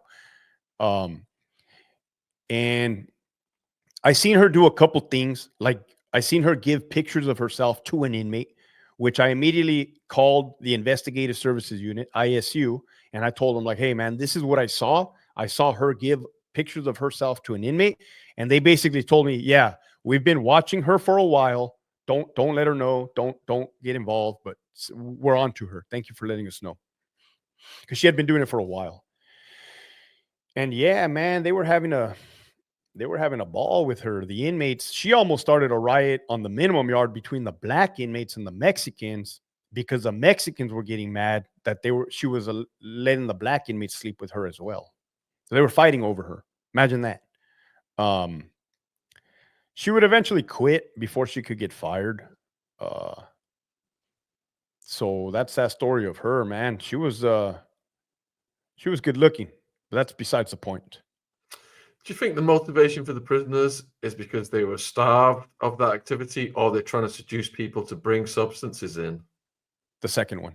Seduce people to bring substances. Because, like, yeah, you can get laid from a CO. You can, but ultimately, they're going to need that dope. They're going to need those drugs. They're going to need those cell phones. It's a means to an end. And what these women, females, don't understand is that once they get fired and caught, the inmate doesn't care about them. That they cut them off every time. Every time they cut them off, they use them, and rightfully so. So yeah, they get tricked, bamboozled, fall in love. The inmate tells them apparently whatever they want to hear, smooth talk them, manipulate them, and next thing you know, they're hooked, line and sinker, and they're losing their job. So what would you say were the most important ways for getting substances in? Is it through staff, visitation, drones? 2025 drones. And that started in 2020, 2021. Drones. I mean, dude, drones in California prisons, what they'll do is they'll fly them in at night over the prison. They'll drop like a football that's packed with cell phones, with drugs, lighters, phone chargers. Luckily, they have not dropped a gun yet. Okay. It will happen. It will happen. But they drop the dope. And then in the morning time, an inmate will come out, secure the football, take it back to his cell, and then divide it, sell it, cut it up, and business as usual. Another way is staff members. Corrupt correctional officers, corrupt nurses, corrupt doctors, corrupt psychologists, corrupt drug substance abuse counselors. So yeah, through the staff members, they bring it in. Another way is through visitation. The inmate visitors, the females that come in, they conceal it in their bodily orifices.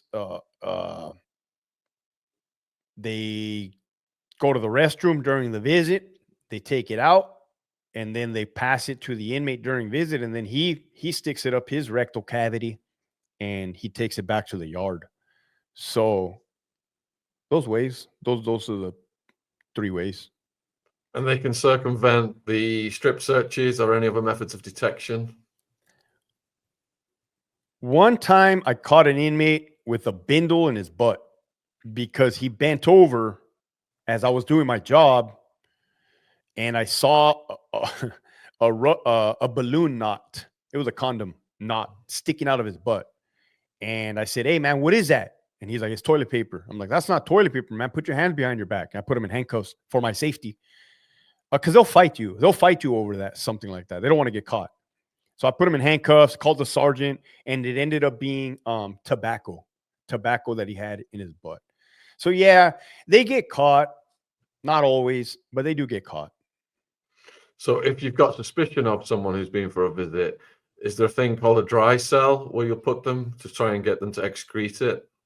That is called contraband surveillance watch, potty watch. Now in 2025, they don't really do that anymore because the Office of Inspector General, OIG, they got their hands all up in there. They're really trying to prevent that, saying that it's inhumane, this and that. But you best believe when I started working in 2006, contraband surveillance watch, if we observed you swallow something or hoop something, keister something, what we do is we immediately gaffle them up. We put a jumpsuit on them forward, a jumpsuit on them backwards. We get tape. We tape their sleeves at the wrist. We tape their ankles so that way they can't get rid of it. Right? It's in their body and it's trapped.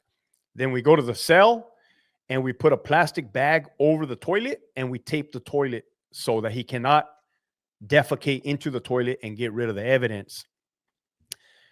At the time, they would be in handcuffs, man, for 3 days, for 72 hours. That's how long contraband watch, potty watch, 72 hours. And every time the inmate has to go to the bathroom, he lets the CO know, hey, I got to go to the bathroom. Okay. We call the sergeant. We open the cell door. We bring one of those like hospital toilets, the old people toilets, and we uncuff one hand and we tell him, here's some toilet paper. Go ahead. And he'll sit down and poop in a bag. And when he poops in the bag, it is the officer's job to get that bag and to go through it and to retrieve whatever evidence he defecated. Now, there's times where the inmate will poop, get the poop, and swallow it again because they don't want to get caught with whatever they have, whether it be notes, drugs, weapons. Did you encounter the class of prisoners that weaponize feces, shit slingers? Yeah. But thank God, Sean, that never happened to me. Oh man, I couldn't even tell you what I'd probably lose my mind. I've been around plenty of officers that have been gassed. We call it gassings, getting gassed with urine, with feces, blood.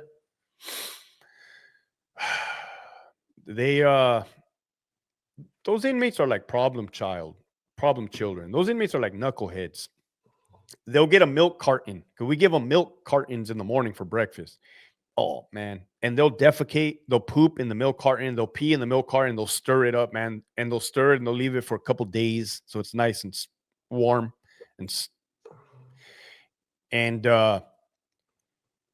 if you're not paying attention as a correctional officer and you make yourself an easy target, it is very easy for them to squeeze it and get it in your face, get it in your mouth, get it in your eyes. Another way they can do it is they put it on the bottom of the cell door and then they stomp on it. And when they stomp on it, it comes up and it gets all over the officers. I already mentioned through the food port.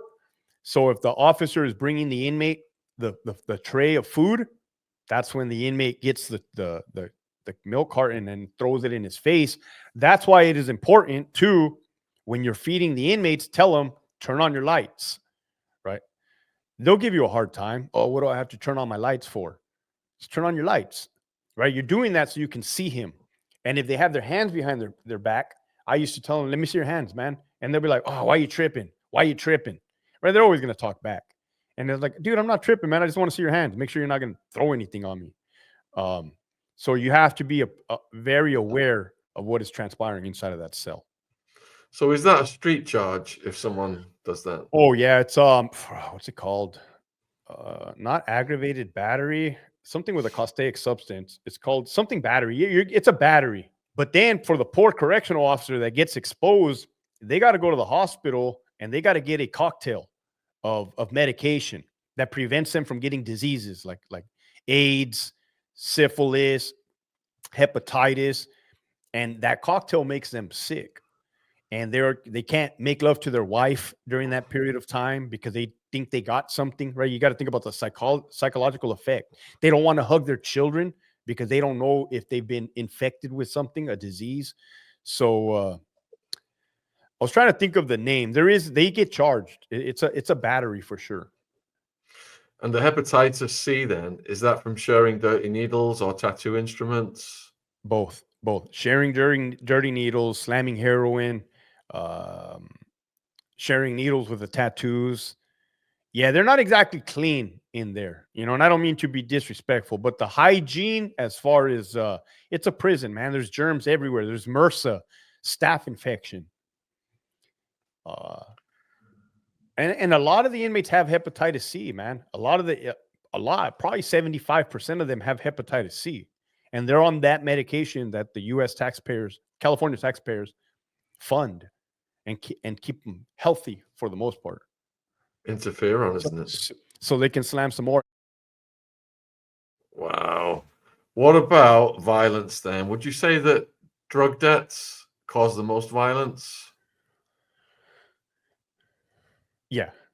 Drug debts, yeah, man. Because you got to think about it. If inmates are in prison, they don't have much to do, right? Can't go to the store, they can't go to Starbucks, they can't go to Walmart, they can't entertain themselves. So they turn to criminal behavior, as far as like they excel at it. That's what they know, that's their world. Now people start accumulating debt, stealing drugs, stealing money. You are doing that from extremely violent, dangerous individuals that are egotistical, narcissistic, some of them psychopath. So it's nothing to them to kill you. And do you have any stories of people you were aware who ran up debts and something bad happened? I told you I was a lieutenant on Delta Yard, Donovan, which is an SNY yard. I had an inmate approach me one time, and I could tell by the way he was walking up to me what he was going to do, man. I said, I don't want to hear it. He said, hey, I can't be here, LT. I got to get off this yard, meaning he had safety concerns. He had to go to the whole ad say. I said, oh, man, what do you have safety concerns for? He said, I have a drug debt. I said, and? I said, what do you mean, and? He's like, yeah, you have a drug debt.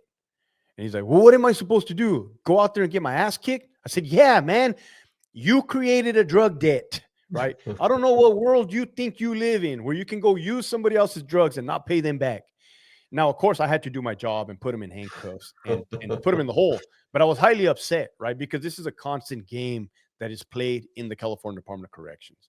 Now, that guy got off lucky. Other people will get killed, stabbed. So what a normal Sureño, Southern Hispanic assault looks like on a yard is they will have two individuals that are suspects. They will each be armed with weapons, knives.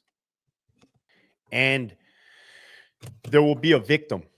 And they'll just start stabbing the victim. Maybe one will distract the other one. They hit him in the back, hit him in the neck.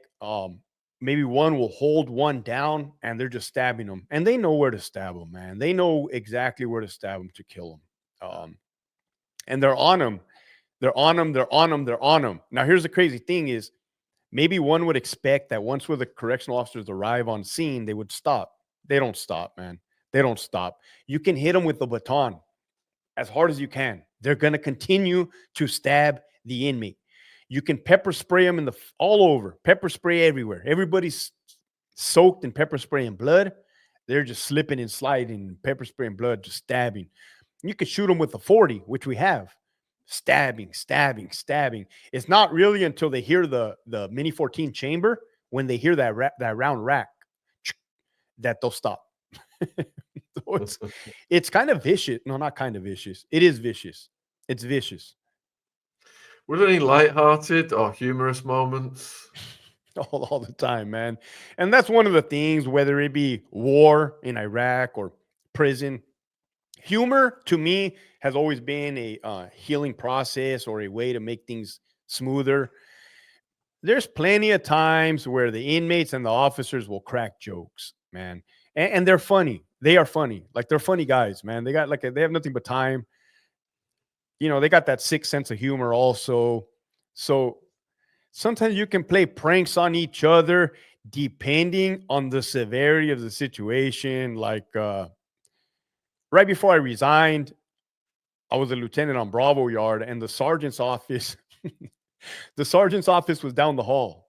Well, inside of that office, there's one inmate that's a clerk. So his job is to put the paperwork together for the lieutenant, throw the trash, like janitorial work.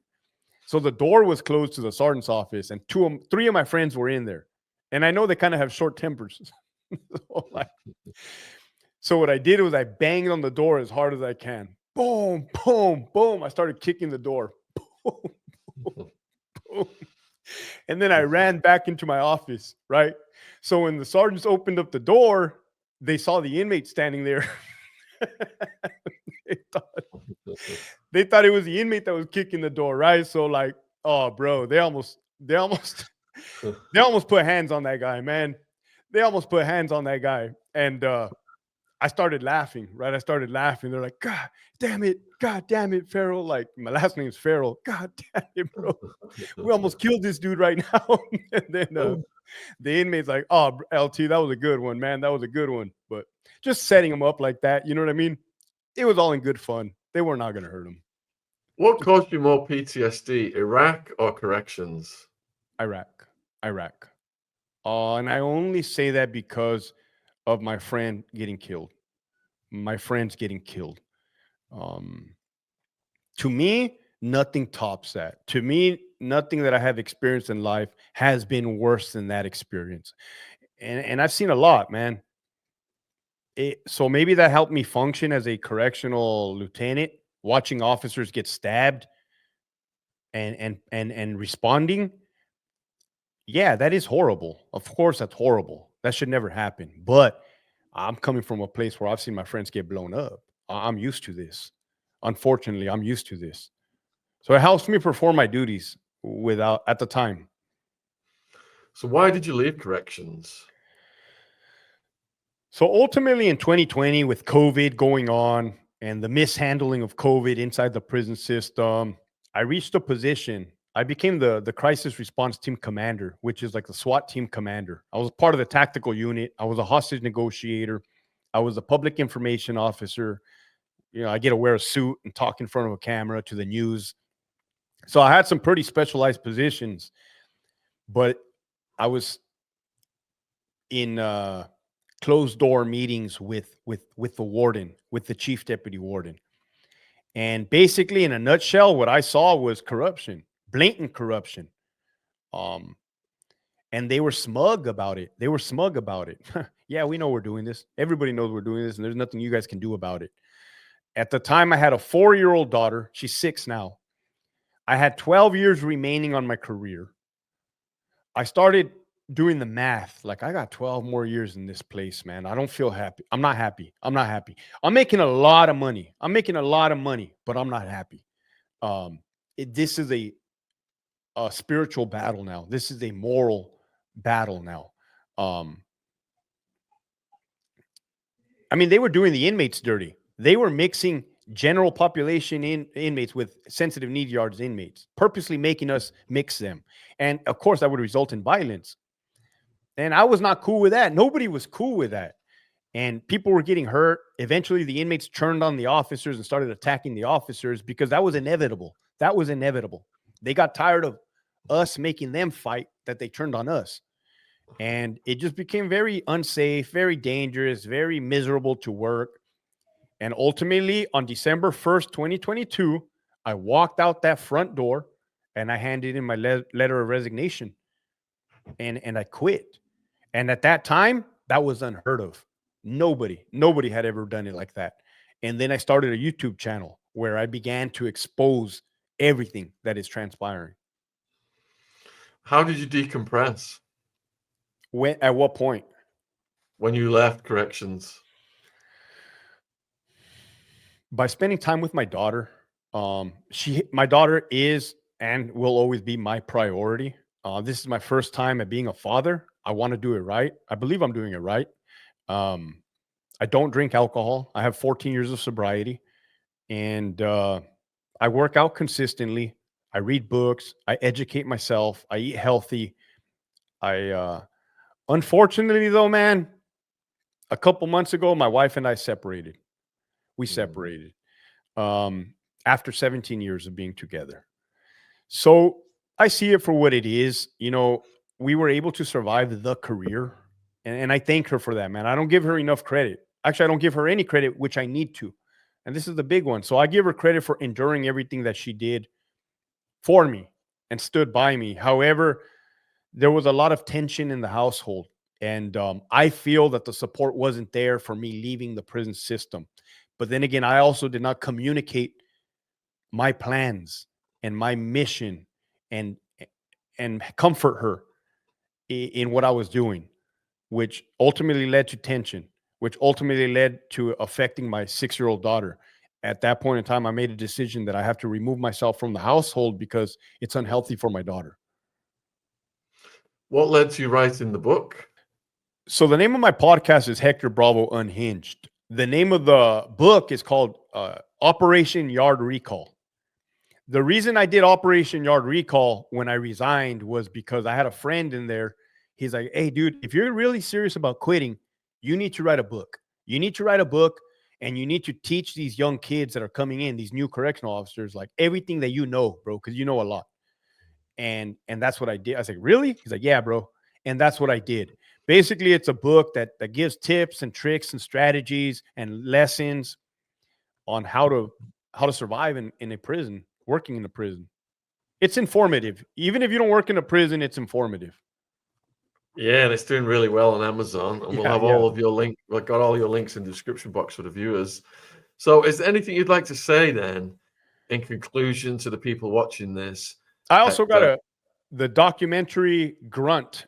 Grunt, it will be available on Amazon. That is a documentary on my experiences in Iraq and the trauma that I experienced and the substance abuse that when I got back. What would you say to someone who's thinking about becoming a corrections officer in California? I would say, look, don't do it. There's other options.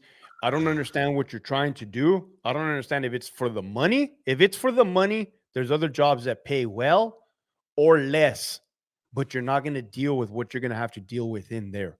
If it's for the experience, go be a police officer on the streets, man. Go be a border patrol agent. Have that freedom where you're able to go out to a Starbucks or a store, or if you get that phone call, hey, your daughter's sick at school, you need to come pick her up. When you're stuck working in a prison, man, you are stuck in those gates. You can't even really go to your car in the parking lot because it's so secured. You have to stay at your post. You would be abandoning your post. So I would say quality of life. But ultimately, if you decide to be a correctional officer, I will assist you in any questions you have because I'm also passionate about helping people. So yeah, I'm not going to let you walk into a nightmare. What do you say to young people who think the gang lifestyle and prison are glamorous and a rite of passage? I tell them, hey, you need to watch former gang members that have YouTube channels and listen to what they're telling you because what they're telling you is accurate. That lifestyle is not the way to go. Okay. Your friends will tell on you 100%. Your friends will sell you out. Your friends will betray you. They're going to stab you. They're going to kill you. And unfortunately, a lot of men did not understand that until they were 50 or 60 years old. And I say that because I've had conversations with those 60-year-old men. And I tell them, what took you so long, man? They're like, I didn't see it. I didn't see it. That's what I have to say to them. All right, viewers, let us know in the comments what you thought about this podcast, and check out Hector's book and YouTube channel. All the links are in the description box if you're watching this on YouTube. And huge thank you for telling your story so well. Thank you, man. I appreciate you for having me on. It's an honor. Cheers.